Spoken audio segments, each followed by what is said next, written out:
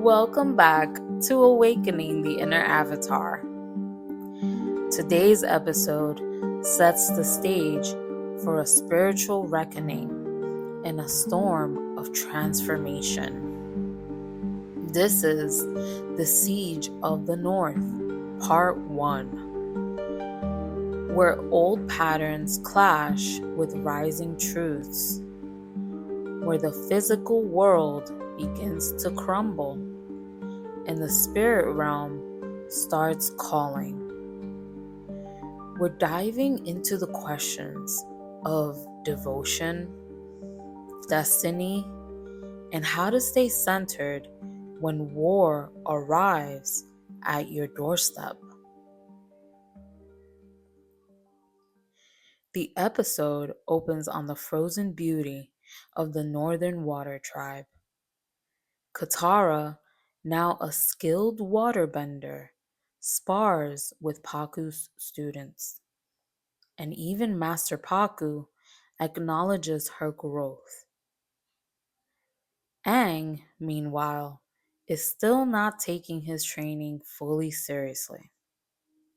And Paku, always the traditionalist, calls him out. But we also see the emotional tensions rising. Sokka and Princess Yue grow closer, even as her engagement to another man keeps her heart locked in duty. This is a story of progress entangled in pressure. During a quiet moment in the skies, soot falls from above. Sokka recognizes it immediately. The Fire Nation is here. Meanwhile, Admiral Zhao prepares for what he believes will be his grand victory. Zuko watches silently, and Uncle Iroh, always more than he seems, warns of balance and the power of the moon. At the Northern Tribe, defenses rise. The chief offers a prayer to the spirits of the moon and ocean. And Sokka, full of insight from his journey, tries to offer help. But even as he steps forward, Yue's fiancé, Han, undermines him. Sokka's removed from the front lines, only to be given a different task: protect Princess Yue, a quieter role, but perhaps more sacred. While battles rage above, another journey begins below. Yue leads Aang and Katara to the most spiritual place in their world, an oasis hidden in the ice.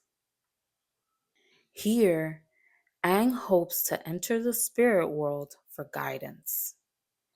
But even in sacred spaces, conflict enters. Zuko, on his own path, infiltrates the tribe. He reaches the oasis just as Aang's spirit leaves his body. Katara fights with all she's become, but Zuko, driven and desperate, wins. He takes Aang's body, leaving Katara unconscious.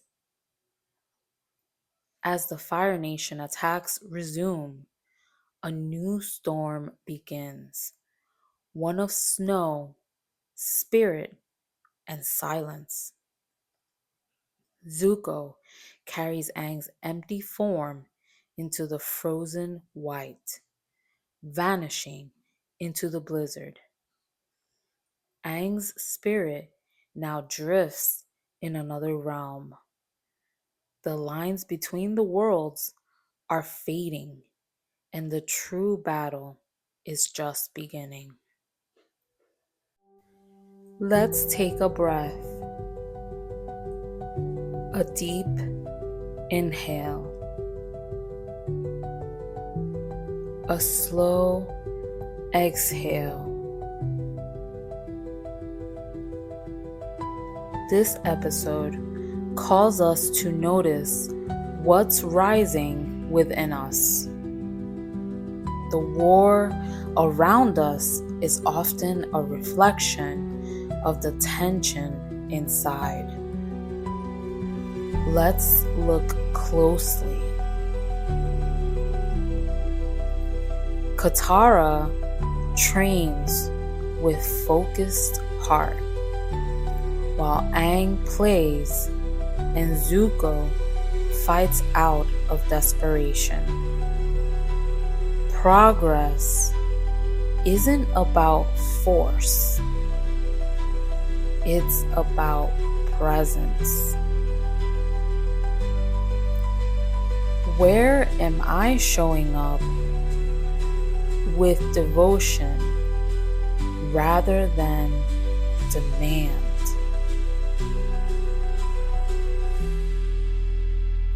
Sokka wanted action, but he was asked to protect something precious instead.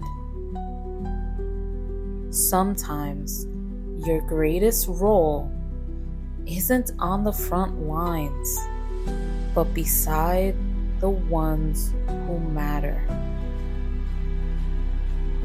Now repeat to yourself, I honor the role I've been given. It holds meaning, even if it's unseen.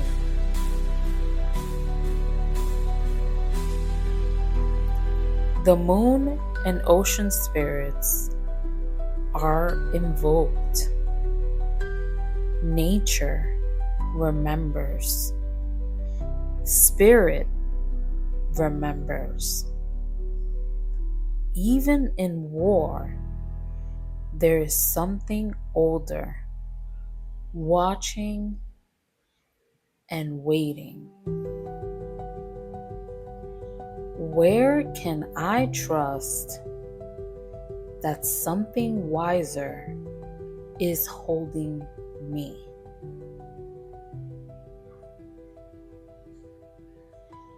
The Siege of the North, Part 1, reminds us that war is never just about power. It's about what we choose to protect and who we become when everything is at stake. Thank you for tuning in. Stay with the breath. Stay with your truth. And remember, you are not lost in the storm. You are part of the tide that turns it. This is Awakening the Inner Avatar. This podcast is a fan-created project intended for educational and spiritual reflection. All clips, references, and content related to Avatar, The Last Airbender, Star Wars, Rebels, and other media are used under fair use for commentary, analysis, and transformative discussion. All rights to original shows, characters, and music belong to their respective creators and copyright holders.